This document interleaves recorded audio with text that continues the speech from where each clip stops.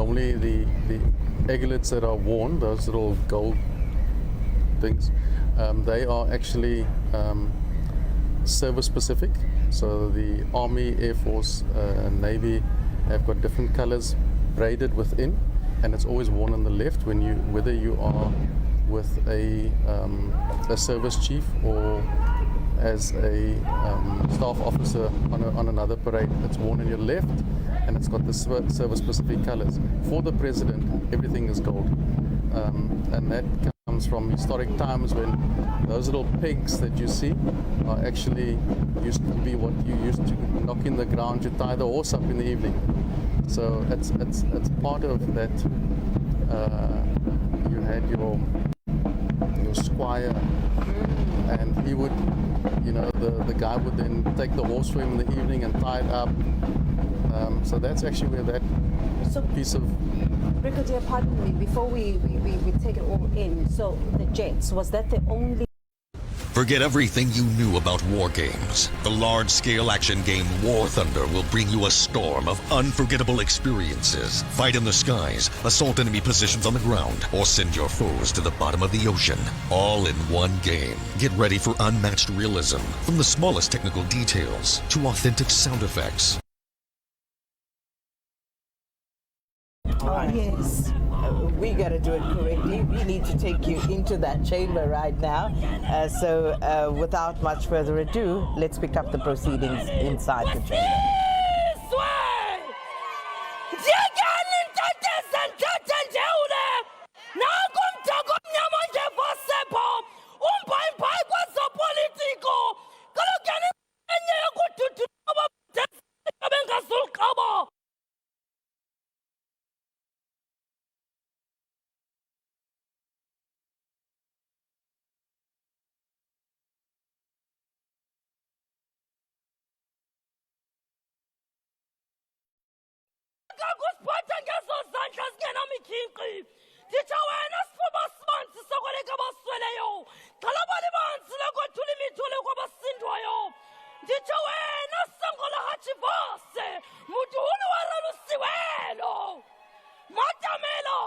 A hero with roots in Soweto, the son of the soil, a man of courage, with strength and grace.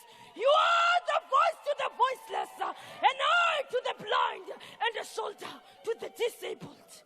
Ndlovena babata, yaleka namabantu bakho, ulapho nje ubekwe ngokuthenjwa, nditsho wena Ramaphosa ntoka Samueli, mawethu, ilanga liyatshona, amasoma khalisa amakhwelo, iigusha ziququzelela ngasekhaya, mandikeke my president, mandikeke my cupcake, ndirham.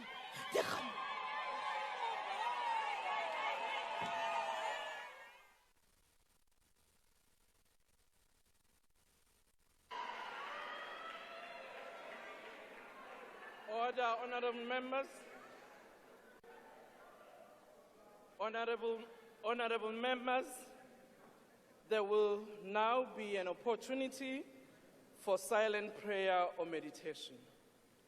As we do that, may we please acknowledge our fallen members of the armed forces in the Democratic Republic of Congo.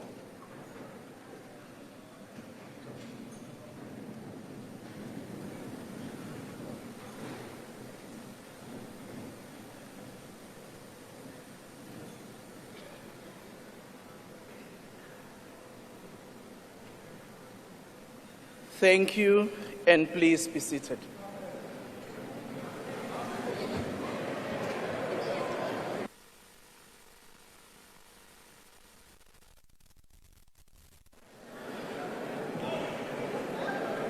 Order, honorable members. Honorable members, the President has called this joint sitting of the National Assembly and the National Council of Provinces in terms of Section 84, subsection 2D of the Constitution of the Republic of South Africa, read with Joint Rule 13, subsection 1A, to deliver his State of the Nation address to Parliament. I now call on the Honourable the President to address the joint sitting.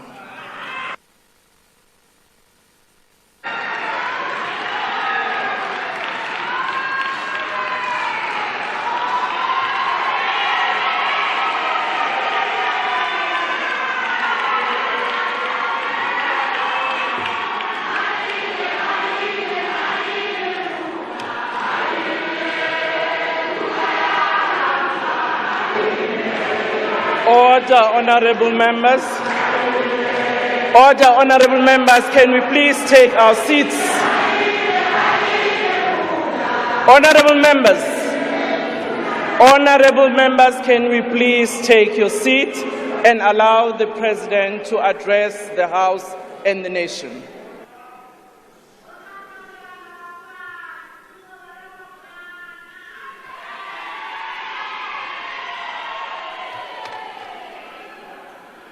Speaker of the National Assembly,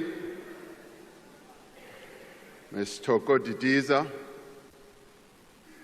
Chairperson of the National Council of Provinces, Ms. Refilwe Ntshweni-Tsipane, Deputy President of the Republic of South Africa, Paul Mashatile, Chief Justice of the Republic, Mandisa Maya, and Judges President, former President of the Republic, Mr. Thabo Mbeki, former President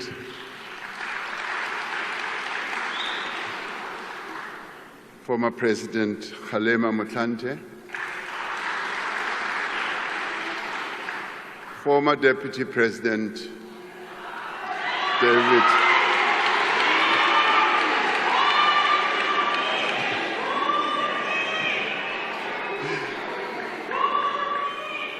David Mabuza, former Speaker of the National Assembly, Ms. Baleka Mbete,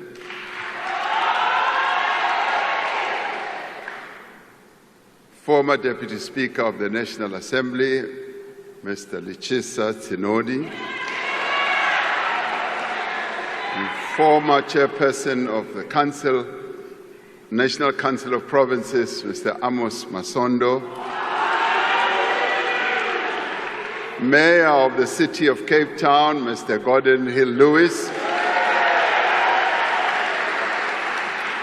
Dean of the Diplomatic Corps, Regional Deans, and Heads of Missions, Members of Parliament, and fellow South Africans. We gather here as we mourn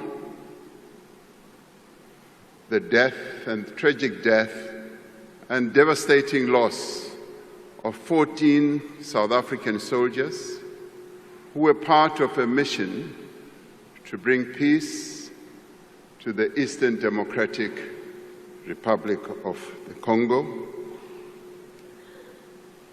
We pay tribute and bow our heads to Staff Sergeant William Eddie Ola, Staff Sergeant Mulahlehi Ishmael Mulahlehi, Staff Sergeant Shahlane Theophilus Siepe, Corporal Matume Justice Malisa, Corporal Renae Nemabulani, Lance Bombardier Itumeleng MacDonald Mureo, Lance Corporal Tseke Moffat Molapo, Lance Corporal Metsi Stensley Raswiswi, Rifleman Sibatane Richard Chokwe, Rifleman Derek Maluleke, Rifleman Tsidiso Andris Mabele, Rifleman Calvin Louis Moahi, Rifleman Moketi Joseph Mobe, Private Peter Jacobus Strado. Speaker, I thank you for getting us to honor these fallen heroes.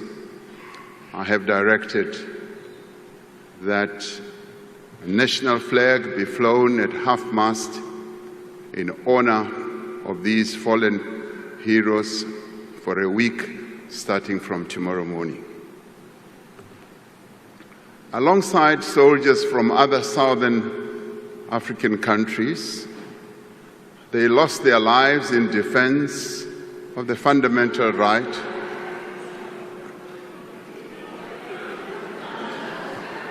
of the Congolese people to live in peace and security.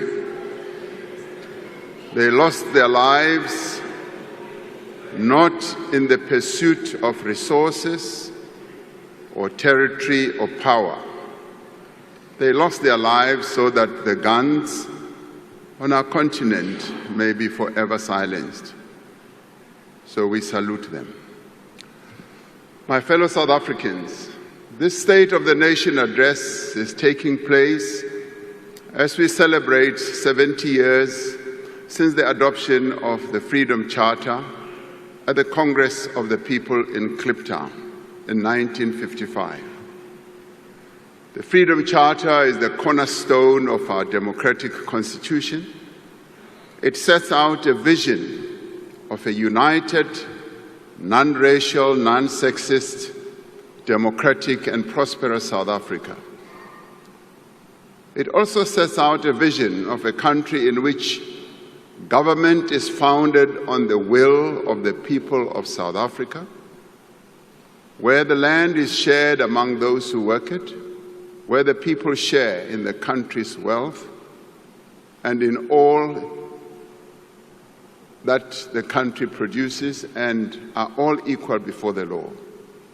It is this vision that continues to guide us as we work to build the nation that we all want. It is the spirit of the Congress of the People that inspires us as we prepare for a national dialogue in which South Africans are once again called upon to chart a new path for our country. We must chart this path in a world that is rapidly changing. It is a world of both interdependence and competition, of cooperation and conflict. It is a multipolar world in which new countries are emerging to play a greater role in global affairs. We are seeing intensifying competition over issues such as trade, technology, and influence in global institutions. There are global fundamental shifts underway that affect every aspect of human life, from the growing impact of climate change to rapid advances in artificial intelligence, geopolitical tensions, and violent conflicts. In the face of these challenges, we are witnessing the rise of nationalism, protectionism, the pursuit of narrow interests, and the decline of common cause. This is the world that we, as South Africa, a developing economy, must now navigate.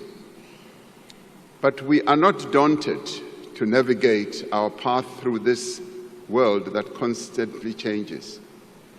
We will not be deterred. We are, as South Africans, a resilient people, and we will not be bullied.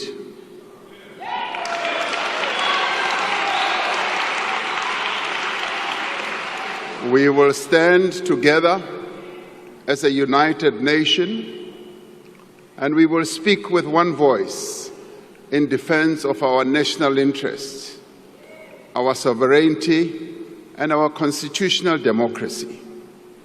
By standing true to our values, by harnessing our unique strengths and endowments, and by forging a common purpose, we can turn these trying circumstances to our advantage and propel our country forward. As South Africans, we stand for peace and justice. We stand for equality and solidarity. We stand for a non-racial future, and we stand for democracy and tolerance as well as compassion. We stand for equal rights for women, for persons with disability, and for members of the LGBTQIA+ community. We stand for our shared humanity, not for the survival of the fittest.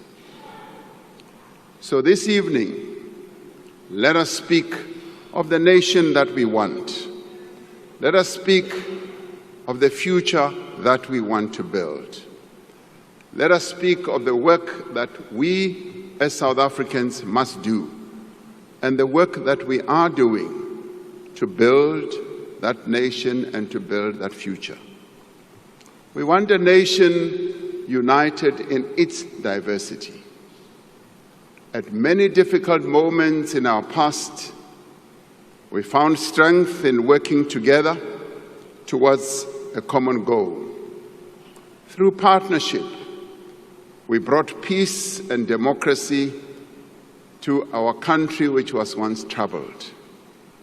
We overcame apartheid, a crime against humanity that denied people their human rights, that deprived them of the land and livelihoods, that sought to strip them of their dignity, that humiliated them. Through partnership, we overcame a devastating pandemic and rebuilt our country in the wake of state capture as well. Together, we have built durable institutions that support our democracy, that protect our fundamental rights and promote the well-being of South Africans. We have built meaningful partnerships between government and business and labor and civil society and other social partners to drive growth and development. These stand as models of cooperation for the rest of the world. South Africans are continuing to work together to confront our country's challenges and build a nation that works for all. Guided by the wishes of the people as expressed in last year's elections, we have formed a government of national unity to give expression to our culture of cooperation. As political parties, we have set aside our differences and agreed to work together for the good of all South Africans. In the last week, we have adopted the Medium-Term Development Plan, which sets out a clear and ambitious program for the next 5 years. The actions contained in the Medium-Term Development Plan will advance our 3 strategic priorities. Firstly, to drive inclusive growth and job creation. Secondly, to reduce poverty and tackle the high cost of living. And thirdly, to build a capable, ethical and developmental state. Our most urgent task is to grow our economy so that we can create jobs, reduce poverty, and improve the lives of South Africans. To undertake this task, we need a government that works for the people. We need a state that is capable, competent, underpinned by a professional public service. South Africans want a state that treats all people with dignity, humility, and respect. A state with leaders who are prepared to serve our people with complete dedication, and public servants who are ethical, skilled, and properly qualified. To achieve these objectives, we are strengthening the role of the Public Service Commission in the appointment of key people who direct the affairs of our state, such as Directors General, Deputy Directors General, Chief Executive Officers of SOEs and board members and other senior positions. We will introduce a graduate recruitment scheme so that we may attract the best and the brightest in the public service. A capable state must start where our people live and work. In many cities and towns across our country, roads are not maintained. Water and electricity supply is often disrupted. Refuse is not collected, and sewage runs in the streets. In part, this has happened because many municipalities lack the technical skills and resources required to meet our people's needs. Many municipalities have not reinvested the revenue they earn or collect from these services into the upkeep of infrastructure. Starting this year, we will work with our municipalities to establish professionally managed ring-fenced utilities for water and electricity services to ensure that there is adequate investment and maintenance. Many of the challenges in municipalities also arise from the design of our local government system. We will therefore undertake extensive consultation to develop an updated white paper on local government to outline a modern and fit-for-purpose local government system. We will also review the funding model for municipalities. We will do so because many of our municipalities truly do not have a viable and sustainable revenue base. We will work with traditional leaders in the implementation of local development programs. We will also seek to work with our traditional leaders in ensuring that they continue their own work as we give them the recognition as the natural and indigenous leaders of our people. We will expand our support to municipalities that require assistance, drawing on the lessons of the Presidential eThekwini Working Group. We are seeing great progress in eThekwini as we implement the district development model, which enables all key role players, as in government, business, labor, and community-based organizations, to work together. As we work to reform the public service and build the capability of the state, we will harness technology to transform the way government works. We will invest in digital public infrastructure to give South Africans access to government services anytime, anywhere, through a relaunched government gov.za platform. At the heart of this transformation will be the implementation of a digital identity system. Now, these measures will in the end transform the relationship between citizens and government and create one government that is accessible to every person at a touch. We want a nation with a thriving economy, an economy that benefits all. To create this virtuous cycle of investment, growth, and jobs, we must lift economic growth to above 3%.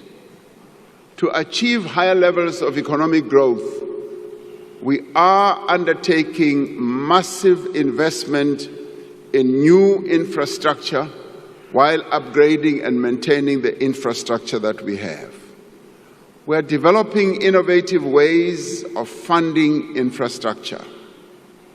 We are engaging local and international finance institutions and investors to unlock 100 billion rand in infrastructure financing. A project preparation bid window has been launched to fast-track investment readiness. This includes revised regulations for public-private partnerships, which will unlock private sector expertise and funds. And government will spend more than 940 billion rand on infrastructure over the next 3 years. Now, this includes 375 billion rand in spending by state-owned enterprises. This funding will revitalize our roads and bridges.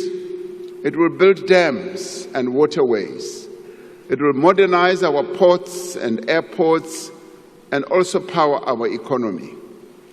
Through the infrastructure fund that we launched some time ago, 12 blended finance projects worth nearly 38 billion rand have been approved in the last year. These are projects in water and sanitation, student accommodation, transport, health and energy as well. Construction of the M10 bridge in the Eastern Cape, the construction continues. This bridge will rise above the river between Port Edward and Lusikisiki and will become the tallest bridge in Africa.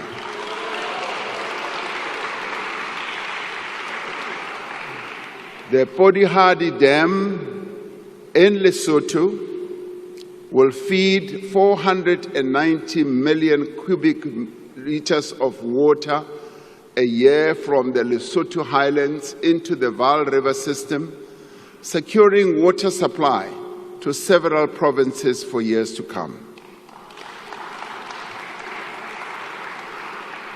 Working with international partners, we are revitalizing small harbors, unlocking economic opportunities for coastal communities.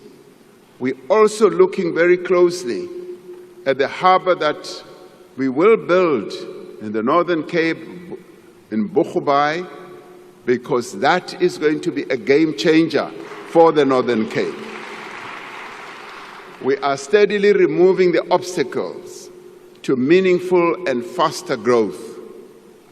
The economic reforms that we are implementing through Operation Vulindlela have created a new sense of optimism and confidence in our economy.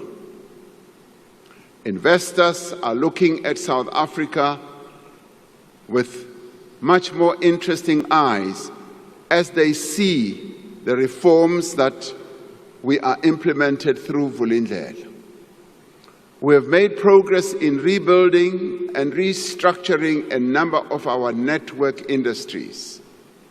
We are seeing positive results in the improvement of the functioning of our network industries, as well as the investment opportunities that are opening up and are being taken up by investors, leading to job creation.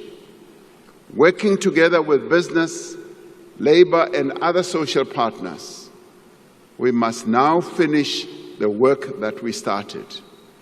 Over the coming year, we will initiate a second wave of reform to unleash more rapid and inclusive growth. Our immediate focus is to enable Eskom, Transnet, and other state-owned enterprises that are vital to our economy to function optimally. We are repositioning these entities to provide world-class infrastructure while enabling competition in operations, whether in electricity generation, freight, rail, or port terminals. We continue with the fundamental reform of our state-owned enterprises to ensure that they can effectively fulfill their social and economic mandates. Now, this includes the work underway to put in place a new model to strengthen governance and oversight of our public entities. We will ensure public ownership of strategic infrastructure for public benefit while finding innovative ways to attract private investment, to improve services, and to ensure public revenue can be focused on the provision of public services. We are in the process of establishing a dedicated SOE reform unit to coordinate this work. The measures we have implemented through the Energy Action Plan have reduced the severity and frequency of load shedding, with more than 300 days without load shedding since March 2024. Now, while the return of load shedding for 2 days last week was a reminder that our energy supply is still constrained, we remain on a very positive trajectory, whether people like it or not. We now need to put the risk of load shedding behind us once and for all. And the Minister of Electricity will speak about it in about 2 weeks or so when he presents to Parliament. We need to put that once and for all behind us by completing the reform of our energy system to ensure long-term energy security. The Electricity Regulation Amendment Act, which came into effect on the 1st of January, marks the beginning of a new era in our energy architecture. This year, we will put in place the building blocks of a competitive electricity market. Over time, this will allow multiple electricity generation entities to emerge and to compete. We will mobilize private sector investment in our transmission network to connect more renewable energy to the grid. The Minister will tell us that we still need to install 14,000 kilometers of transmission lines. We therefore need to mobilize finance from a number of sources to enable this to happen. As we reform our energy system, we are continuing to build successful multilateral partnerships in the global effort to halt the devastating impact of climate change. Our just energy transition is gaining momentum. Over $13 billion have been pledged by the international community, and significant private capital is being invested locally. We are determined to meet our carbon reduction commitments and will do so at a pace and at a scale that our country can afford. We are revitalizing our port terminals and rail corridors through the Freight Logistics Roadmap, which was adopted by Cabinet, leveraging private capital to restore our logistics infrastructure to world-class standards. Transnet's performance has stabilized and is steadily improving. We released a network statement in December last year, which for the first time will enable private rail operators to access the freight rail system that will continue to be owned by the state. Open access to the rail network will allow train operation companies to increase the volume of goods transported by rail while our network infrastructure remains state-owned. This will ensure that South African minerals, the vehicles that we manufacture, our agricultural produce reach international markets, securing jobs and earning much-needed revenue for our fiscus. New cranes and other port equipment are being commissioned to speed up the loading and unloading of cargo and reduce waiting times for ships in our various ports. As we forge ahead with the reform agenda, an urgent priority is to ensure a secure and reliable supply of water across the country. Many people in our cities, towns, and villages are experiencing more and more frequent water shortages as a result of failing water infrastructure. It is impossible to live without water, as we all know, and it is impossible for the economy to grow without water. We are therefore taking a series of decisive actions to resolve the water crisis, to enable our people to get water where they live, whether in townships or in the rural areas. We are investing heavily in expanding our water resources. Wherever one goes in our country, we often hear our citizens raising the issue of water continuously. So we are raising this issue to a much higher level. And like we did with electricity, I know and I am hopeful that we will resolve the water crisis that we have.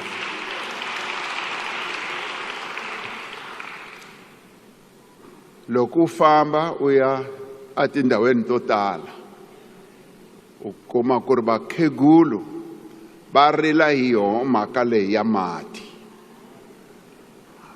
Va ku byela ku ri hi hava mati, hi lava ku ri hulumeni a hi tisela mati, hi ta swi endla swoleswo. Hi lava ku ri mi tiva kahle laha mi nga tshama kona ku ri mati a ta va kona, hi ta wa tisa mi wa kuma. To date, the Infrastructure Fund has secured 23 billion rand for 7 large water infrastructure projects. We have ended delays in major water infrastructure projects like Phase 2 of the Lesotho Highlands Water Project and the Umkomazi Dam. Work is underway to prepare for construction of the Ntabelanga Dam on the Umzimvubu River to supply additional water for domestic use as well as for irrigation in the Eastern Cape. Within the next year, we will complete the establishment of the National Water Resource Infrastructure Agency to unlock much greater investment in water projects. Through the Water Services Amendment Bill, we will introduce a licensing system for water service providers and remove licenses where providers do not meet the standards for quality drinking water. As part of our reform agenda, we will ensure that our focus on water is intensive and it speeds up. As we move ahead with our reform processes, we will continue to enhance our visa system to make it easier for skilled people to invest in our country and to grow tourism.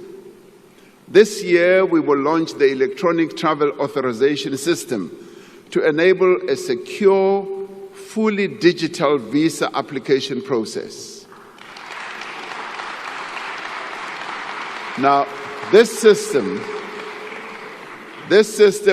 will use artificial intelligence and automation to reduce the scope of corruption, and enable rapid turnaround times for tourist visas.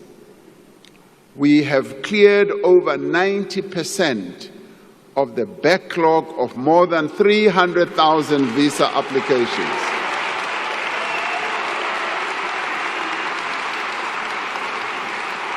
Now, in many ways, these changes that are underway, these reforms that we're implementing, send a very strong message that South Africa is indeed open for business and tourism. As we open for tourism, the Chinese market, the Indian market, the market in the Middle East, the market in Europe and all over are waiting to come as tourists to our country. We want a nation in which prosperity and opportunity is shared by all. For many decades, our economy has been held back by the exclusion of the vast majority of South Africa's people.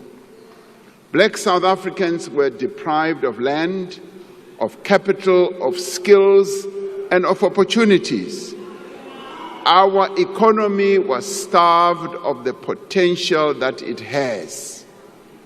And this is why we need to transform our economy and to make it more inclusive. That is why our focus is on empowering our people, on empowering women and persons with disabilities, because they were deliberately excluded from playing a role in the economy of their own country. And we will set up a transformation fund worth 20 billion rand a year over the next 5 years to fund Black-owned and small business enterprises. We will fast-track the regulations of the Public Procurement Act to ensure that businesses that are owned by women, by young people, and persons with disabilities receive equitable opportunities in government contracts. And we have started and will continue to train women entrepreneurs to enable them to compete for government tenders. In November last year, we launched the National Skills Fund Disabilities Program. In its first phase, this transformative initiative will empower over 10,000 persons with disabilities through tailoring training for them and through ensuring that they get stipends and specialized tools. This part of the work we must undertake as business, as government and labor and civil society to enable people with disabilities to play an important role in the economy of our country. For far too long, they've been relegated to the back rooms of everything. Through these programs, we are not only righting a grave historical wrong, we are unleashing the potential of our economy for sustained growth. We want a nation where there is work for all, where every person can earn a decent living and realize their potential, where the rights of workers are protected and working conditions are improved, where women and men receive equal pay for work of equal value. We need to ensure that growth creates jobs for all, and especially for young people.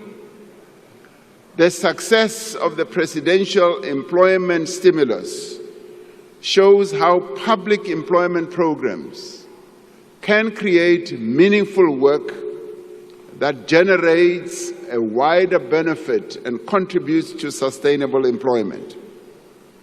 The employment stimulus that we introduced during the COVID period has created almost 2.2 million work and livelihood opportunities through innovative models that provide high-quality work to participants. The Social Employment Fund has created over 80,000 jobs this year. It has supported more than 12,000 participants to enter entrepreneurial activities. During the past year, young people secured 235,000 work opportunities through the National Pathway Management Network. And this is underpinned by the SA Youth Mobi platform. We now need to build on these innovative programs to create jobs for young people at ever greater scale. And to create jobs, we must leverage our unique strengths as well as our unrealized potential to build the industries of the future, as in green manufacturing, renewable energy, electrical vehicles, and the digital economy that is also driven by artificial intelligence. This year, we will finalize a modernized and comprehensive industrial policy that drives economic growth. We will achieve this ambition by focusing on the opportunities in localization, diversification, digitization, and decarbonization. We are working towards the full implementation of the African Continental Free Trade Area, which will tear down the barriers to trade on our continent. As the most industrialized economy on the African continent, we are positioning ourselves to be at the center of this new growing market. We are harnessing the sun and the wind to make our country a leader in renewable energy and green manufacturing. With an abundance of cheap green energy, we can produce products that are competitive anywhere in the world and create hundreds of thousands of new jobs in this process. We are making sustainable use of the rich abundance of the South African earth by supporting our farmers, improving our logistics network and rural supply chains, and opening new export markets for products that we grow or produce. We can significantly expand our agricultural sector. We want South Africa to be leading in the commercial production of products such as hemp and cannabis, a product that is so well known in the Eastern Cape and KZN, a product that our forebears have produced for generations and generations. We can add modern value to it and bring it to the shelves of the entire world. We are breathing new life into the mining industry, which remains one of our most important and valuable endowments. I often say that mining was the bedrock on which our economy was built, and it continues to be a sunrise industry. We are on track to implement a new, modern, and transparent mining rights system this year, which will unlock investment in exploration and production. We will put in place an enabling policy as well as a regulatory framework for critical minerals. By beneficiating these minerals here in South Africa, we can make use of the extraordinary wealth that lies beneath our soil for the benefit of our people. Even more valuable than our natural resources are the diversity, the energy, and the talent of the people of this country. The services sector is now the largest part of our economy, ranging from financial services to retail, hospitality, tourism, and the burgeoning creative industry. The tourism sector is growing rapidly, with close on to 9 million tourists having visited our country last year. One of the attractive sites in our country, which we want to see growing more and more, is Robben Island. I visited Robben Island on the 8th of January. And I got to hear that in a year they are now going to receive 300,000. They want to grow it to 500,000 visitors in a year. And most of these visitors are South Africans. So we will grow tourism through our visa reforms, through increasing the number of flights to key destinations, and through the marketing of our country as the best country to visit in the world. And we have also seen strong growth in digital services, as well as business process outsourcing, as well as data centers. As the need for data grows in the world, our country is seen as a reservoir of having data centers. And this is continuing to create jobs for young people. To support this growth, we are investing in skills development for the industries of the future. The Jobs Boost Fund has pioneered a new model that links funding for skills in demand for the successful placement and particularly employment of young people.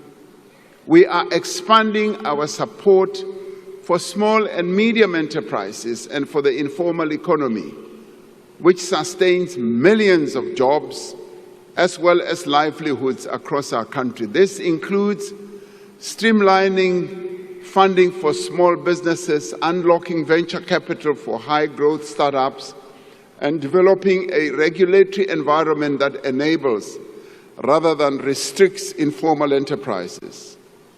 To build an innovative economy, the Department of Science and Technology and Innovation will establish an innovation fund to provide venture capital to tech startups that emerge from our higher education institutions.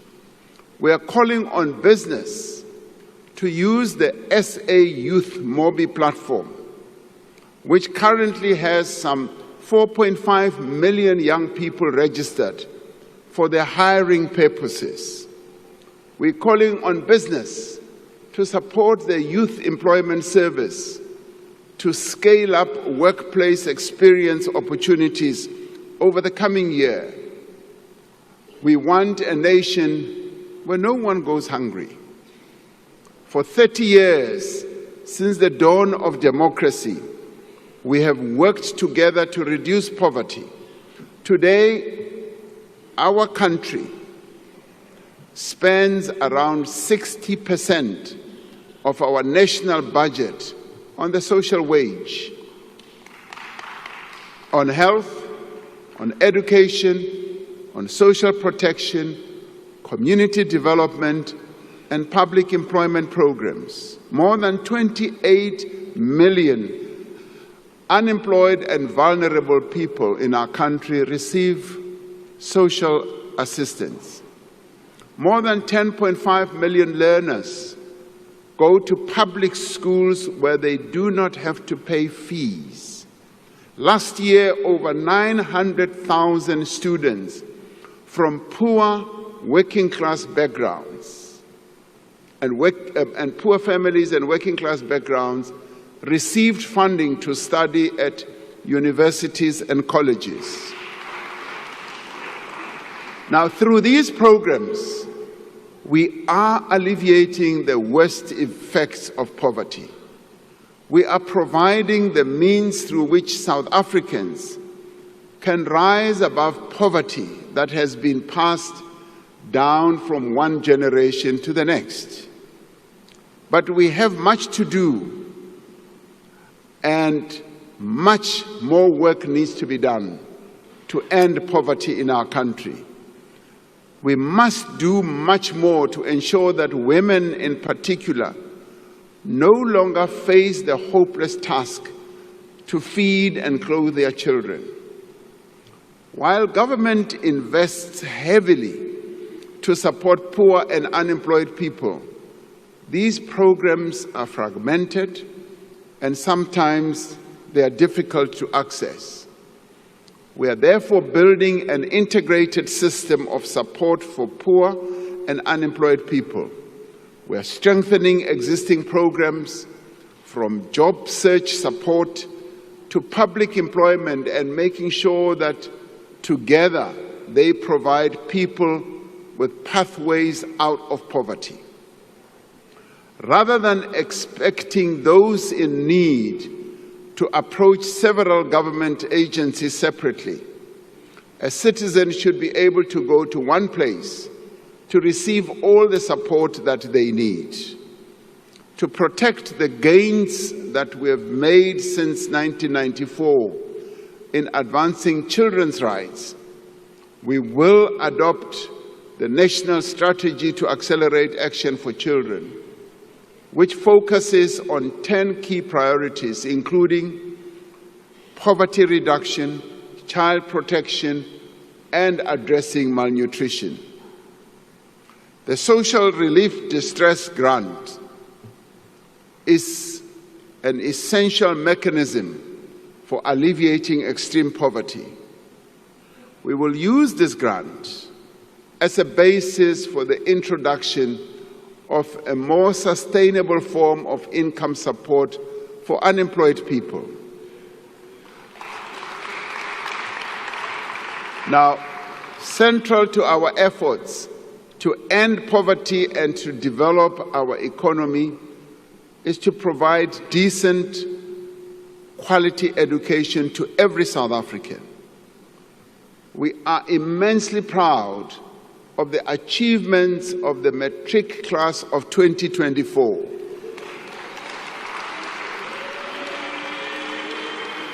It's a class which achieved the highest pass rate in our country's history. Now, 87% of learners who sat for their matric exams passed. For the first time in the history of our country, nearly half of these learners achieved bachelor pass. Nothing can diminish, frankly, nothing can diminish our pride in the hard work of these learners and the steady support of their teachers, parents, and broader community. And let us give them a big round of applause.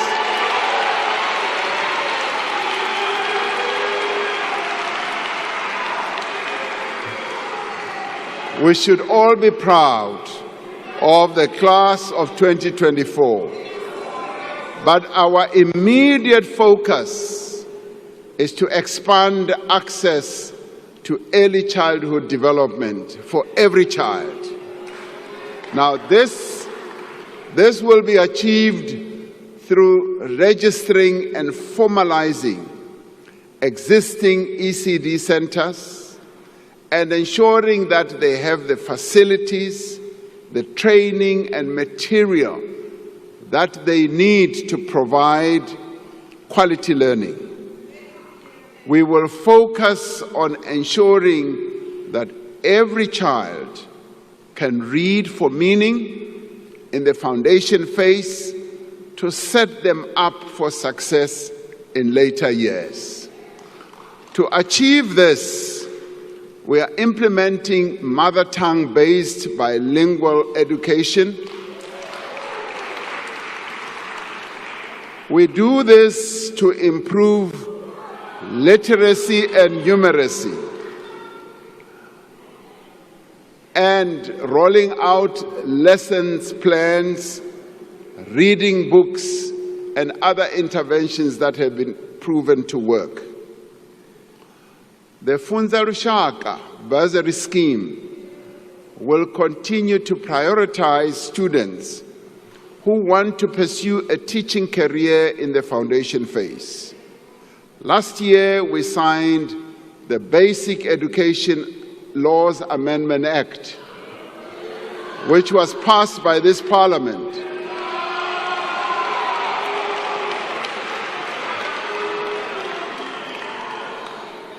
Now, this act is pivotal for ensuring that education is accessible and is inclusive for all South Africans. This year, the Minister of Basic Education will introduce national policy, the norms and the standards and regulations to empower all partners in the basic education field to support the implementation of the Act.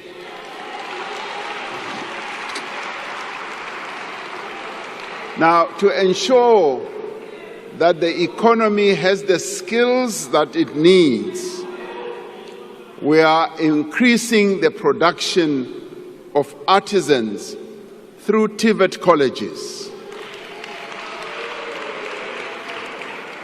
Now, this is part of the shift we are undertaking towards education and skills development that combines formal learning with job training. Now, drawing on the models that have proven to be so successful in other countries, we're calling on the private sector to offer young people experiential learning opportunities while they undertake their studies. We are implementing phase 1 of the comprehensive student funding model for higher education to address the needs of the missing middle. This will support approximately 10,000 students in the first year. We want a nation in which there is quality health care for all. This year, we will proceed with the preparatory work for the establishment of the National Health Insurance.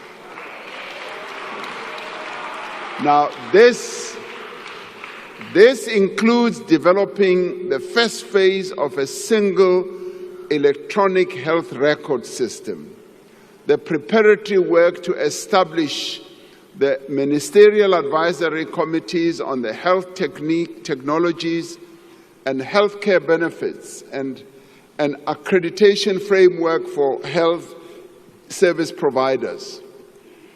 The NHI will reduce inequalities in healthcare by ensuring that everyone gets fair medical treatment. Now, the NHI will save many lives by providing a package of services that include, for example, even more especially, maternal and newborn care and services also for people living with HIV, those with TB, and those suffering from non-communicable diseases such as heart disease, cancer, and diabetes. Our most immediate priority is to strengthen the health system and improve the quality of care. A vital part of this is the modernization, the improvement and the maintenance of existing health facilities and the construction of new hospitals and clinics. A number of hospitals are under construction or are undergoing revitalization. Now, these include the Limpopo Central Hospital, the Siloam District Hospital in Limpopo, the Tlhabeng Regional Hospital in the Free State, the Bambisana District Hospital, Zitulele District Hospital in the Eastern Cape, and the Buphelong Psychiatric Hospital in Northwest. Now, our projects, rather other projects, are at various stages of design and development. Now, this includes the replacement of 3 existing new central hospitals, 5 new district hospitals, 5 community health centers, and a new psychiatric hospital. To improve patient experience, we are putting more emphasis on reducing waiting times, cleanliness, and staff attitudes in the public health facilities.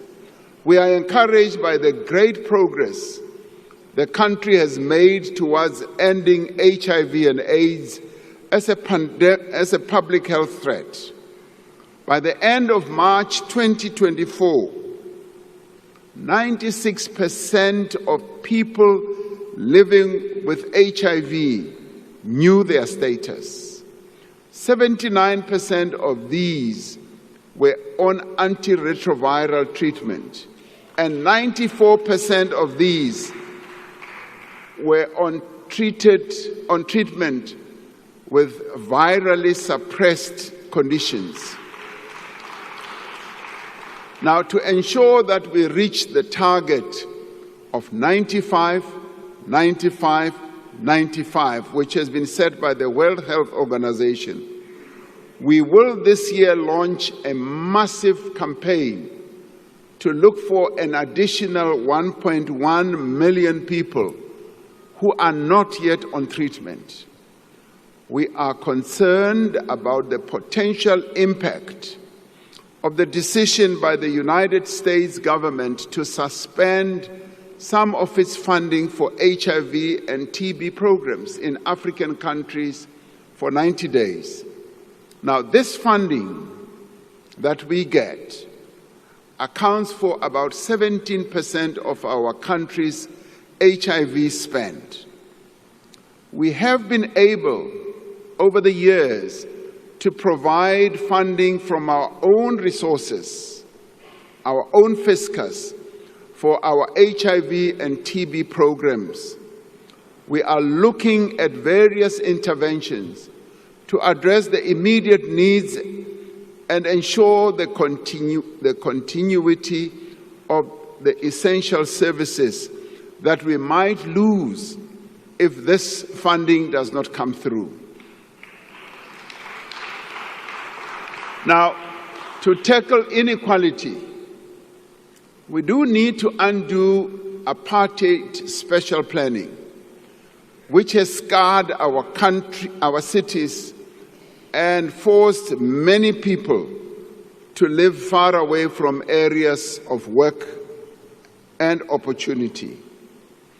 We have delivered millions of housing opportunities since 1994, providing safety as well as dignity to poor households. Yet the practice of building housing developments on the periphery of urban centers has in many ways perpetuated inequality and urban sprawl. Going forward, we are going to build more housing in our city centers and closer to places of work and business.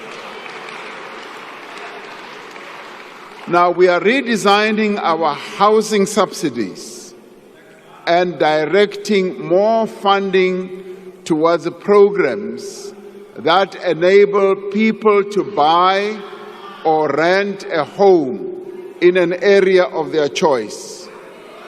We will release more underutilized state properties for affordable housing development. And we are working with our provinces and metros, and I'm glad that a number of our premiers are here as well. We're working with them to reclaim buildings that have been hijacked in the city centers and repurpose them for public use. Now, we will provide 300,000 service stands to qualifying beneficiaries to enable housing development in well-planned, connected communities along key development corridors. We will clear the backlog of title deeds for subsidized housing, turning homes into household assets. And we will review land use, building, and other regulations to enable low-cost property development, including backyard housing. This represents a fundamental rethink of how the state delivers housing at scale while turning our cities into engines of growth and opportunity.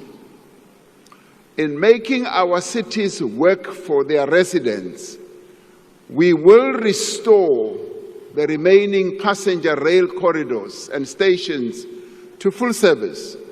More than 80% of passenger rail corridors have been returned to service. Now, PRASA has introduced over 200 modern, locally produced trains on its network to provide a low-cost option for public transport. Over the next 5 years, we will restore PRASA's signaling system so that we can put all our new trains to work and commuters can be assured that they can reach work safely, affordably, and on time. Now, we also want a nation in which everyone is safe.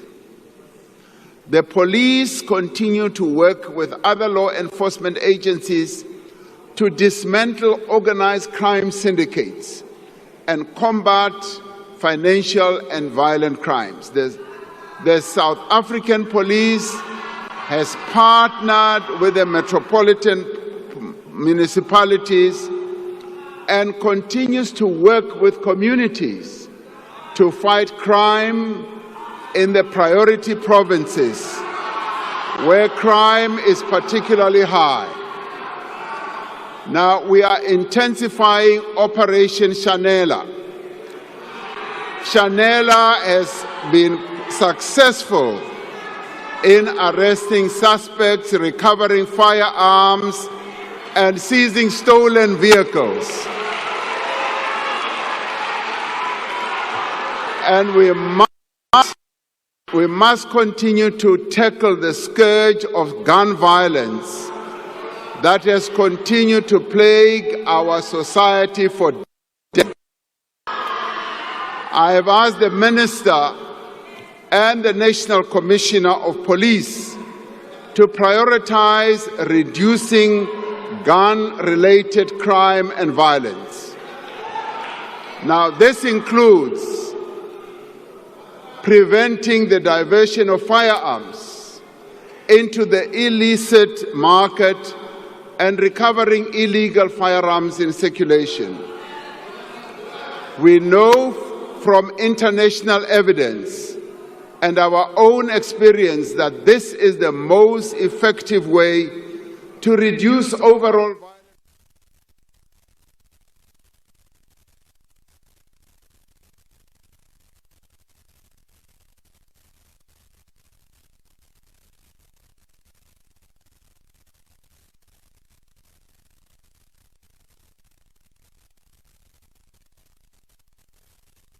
analytics, and smart policing solutions for modern law enforcement. We have seen the value of technology in fighting crime, and a number of countries that have opted to utilizing technology have made great progress. And by utilizing artificial intelligence in its fraud risk detection and verification work, SARS has prevented the leakage of over 95 billion rand in impermissible refunds. It has recovered 20 billion in revenue and dismantled an illicit tobacco and gold scheme. We continue to work across society to end the violence that is perpetrated against women. We have promulgated the National Council on Gender-Based Violence and Femicide Act, establishing a national structure to oversee a coordinated response to this crisis. We will ensure that the Council is fully functional and properly resourced. We continue to strengthen support to victims of gender-based violence. There are now 65 Tutuzela centers across the country. Out of the 52 districts in our country, 44 have gender-based violence shelters. All police stations in the country now have victim-friendly services, and another 16 sexual offences courts will be established in the next financial year. Now, we want a nation that deals with corruption. Last year, we established the Investigating Directorate Against Corruption as a permanent entity of the NPA dedicated to investigating and prosecuting high-level corruption. We will ensure that the Directorate is fully resourced and have access to information that it needs to prosecute state capture cases and hold those responsible to account.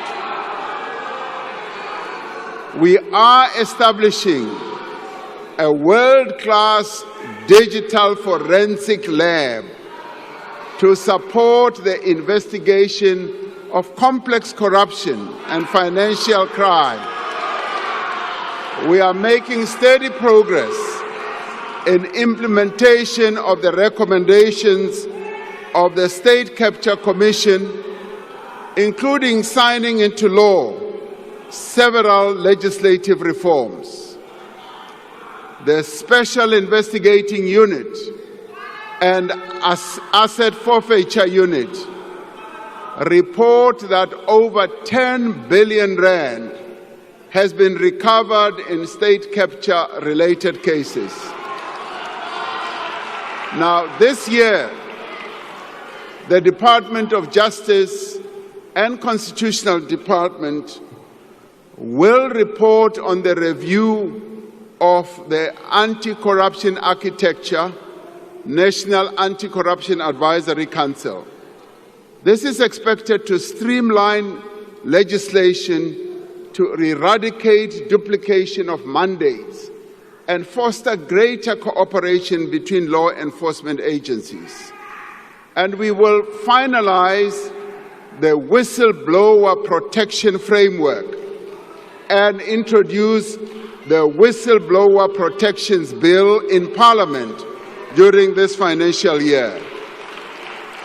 And this year, we will strengthen South Africa's system of dealing with terror financing and further legislative systems improvements. To secure our removal from the International Financial Action Task Force grey list, we have made significant progress in addressing the weaknesses that were identified in our law enforcement system, with 16 out of 22 action items fully addressed. We want a nation that is at peace with the world. We want to continue through our international relations to advance the well-being of the people of South Africa as we seek to advance the well-being of humanity. Now, we will work to strengthen our trade relations around the world and to leverage our strong and diverse global alliances to make our economy more resilient. The key pillars of our foreign policy remain the promotion of human rights, peace and friendship, and the strengthening of fair trade and investment ties with other countries. Now, these are the principles that guide our presidency of the G20 this year. It's not that much to say. We have chosen the theme of solidarity, equality, and sustainable development to underscore the need for cooperation and partnership amongst the countries of the world. For the first time in its history, the G20 is being hosted on the African continent. And this is particularly important following the admission of the African Union as a member of the G20. It is a great opportunity for us to place the needs of our continent and the rest of the global South more firmly on the international development agenda. Our G20 presidency is a valuable opportunity for South Africa to advance efforts towards greater global economic growth and sustainable development. Africa remains at the center of our foreign policy. We continue to work to strengthen the African Union, to support the achievement of peace, development, and economic integration on our continent. We know that our future prosperity is intricately linked and bound to the prosperity of the African continent. For South Africa to thrive, we must ensure that Africa does indeed thrive as well. And we must silence the guns on our continent. Now, since the advent of democracy, we've been instrumental in restoring stability in countries such as Côte d'Ivoire, Burundi, South Sudan, Lesotho. More recently, we've been part of the SADC peacekeeping mission in Mozambique that has brought relative calm and stability to the Cabo Delgado province. The presence of South African peacekeepers in the eastern DRC is testament to our continued commitment to peaceful resolution of one of the world's most intractable conflicts that has gone on for years and that has cost millions of lives and displaced many people.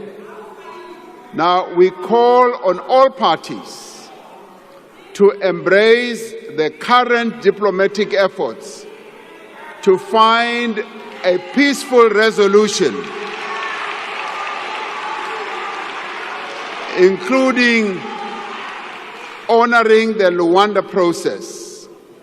We will attend the joint summit between SADC and the East African Community scheduled to take place in Tanzania this weekend, where we will reiterate our call for a ceasefire and a resumption of talks to find a just and enduring solution, and we will make sure that our boys, our soldiers do come back home. We have always believed that the freedom that we won and the international solidarity from which we benefited does impose a duty on us to support the struggles of those who continue to experience colonialism and oppression. South Africa continues to stand in solidarity with the people of Palestine, who have endured decades of illegal occupation and are now experiencing indescribable suffering. And South Africa has acted in accordance with its obligations under the Genocide Convention by instituting proceedings against Israel in the International Court of Justice. We are fully committed to the articles of the United Nations, including the principles that all members should settle their international disputes by peaceful means. We support the principle of respect of the territorial integrity and sovereignty of all states and peoples. We continue to participate in the different peace processes seeking to bring about a just and lasting peace in Ukraine. South African delegations have been instrumental in developing a framework for negotiations towards a just peace in Ukraine based on the UN Charter and international law. Our country continues to advance its agenda of cooperation and multilateralism through its membership of the United Nations, the African Union, the Non-Aligned Movement, BRICS, and a number of other international bodies. As humanity confronts unprecedented challenges, we are determined that a reformed and representative United Nations must be at the center of global affairs, and we will continue to push for progress on the reform of the UN Security Council to be a more inclusive, more effective body that is able to ensure peace and security. And we will work to ensure that the needs of the people of the world are advanced. And the work that we do and what we stand for does need to be explained to many key players, especially to our trading partners and the many countries and leaders that we interact with on the global stage. And with a view of explaining the positions that we have taken, and in particular, the objectives that we wish to achieve during our presidency of the G20, I have decided to send a delegation of government and other leaders to various capitals on our continent across the world. This delegation will interact with various key players on a variety of matters that affect South Africa's interests. I will direct that they leave as soon as possible to interact with various key players on our continent and in the world, so that our presidency of the G20 objectives can be well explained. All these things that we speak of are possible. As South Africans, we know the power of cooperation, of what is possible when people of different backgrounds, different races, cultures, languages, and ethnic groups and religions come together behind a shared objective. The formation of the Government of National Unity provides us with an opportunity to show once again that we can achieve what we can achieve by working together. And I call on all South Africans, united in our diversity, to come together in the national dialogue that we are going to have to define a vision for our country for the next 30 years. The national dialogue must be a place where everyone has a voice. It must be a place to find solutions that make a real difference in people's lives. The dialogue must reaffirm that each and every one of us has a role to play in building the nation that we want. We must therefore be builders and not people who seek to destroy the future of South Africans. While we may differ on many issues, we agree on one thing, that we need to build a better South Africa and improve the well-being of our people, and that we should do so not by sitting on the sidelines and shouting. We should be in the scrum working to develop the lives of our people. And so, as we enter the new era in the world and in our own country, let us speak of empathy, of compassion that we have for one another. Let us speak of the pride that we have of our country and all that we have achieved. Let us speak of the determination that won us freedom and drives us forward now to a better future. With this determination, we will work together to make this an era of growth, of progress and transformation. We will work together to build the nation that we want, and we will only be able to do it by working together and not by shouting together.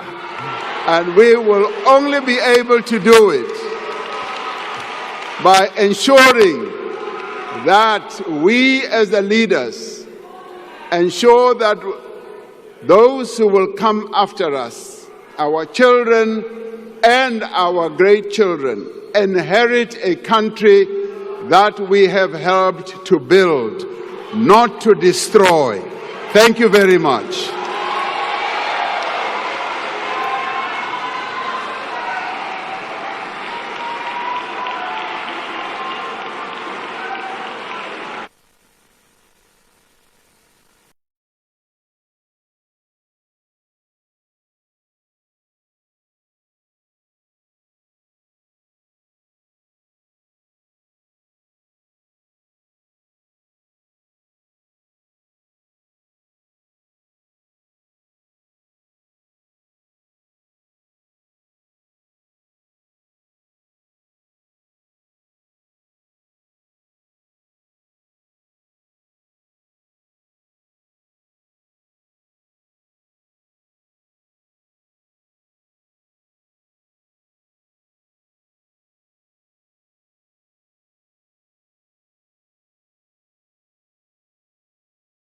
Indicate when the doors are open. The procession, led by the usher of the Black Rod and the acting Sergeant-at-Arms, will leave the chamber in the following order: the Speaker of the National Assembly, the Chairperson of the National Council of Provinces, the President, the Deputy Speaker of the National Assembly, the Deputy Chairperson of the National Council of Provinces, the Deputy President, the Secretary to Parliament. That concludes the business for the day, and the joint sitting is adjourned. Okay. Honourable Honourable members, just one announcement. As you would recall that earlier on the changes were made with regards to the venue. Members are requested to join their spouse at the ICC. Dinner will be served and the beverages. Thank you very much.